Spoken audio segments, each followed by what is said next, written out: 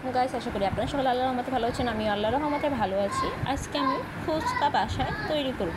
ফুচকার খোসাগুলো আমি মুদিবাজার থেকে কিনে এনেছি, মুদি দোকান থেকে।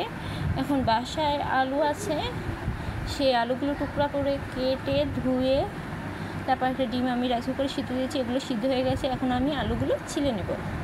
আলুগুলো আমার ডলা হয়ে গেছে। চুলাটা আমি এখন ধরিয়ে দিয়েছি, তারপর কড়াইতে তেল দিয়েছি।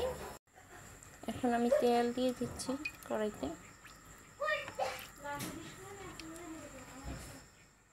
তেলটা গরম হলে আমি মুদি দোকান থেকে ফুচকা খোসাগুলো নিয়ে এসেছি। তেলটা গরম হলে এগুলো একের করে ভেজে দেব। দুটো চাটনি কিনেছি, সেগুলো আমি এখন গুলিয়ে নেব, মানে ছাড়িয়ে। তারপর সাথে একটু পানি মিক্স করেছি। আলু ভর্তা হয়ে গেছে। আমি পেঁয়াজ, আলু ভর্তা যে আমরা খাই না, পেঁয়াজ ভাজা আর মরিচ ভাজা দিয়েছি, তারপর লবণ দিয়েছি। এই আলু ভর্তা হয়ে গেছে।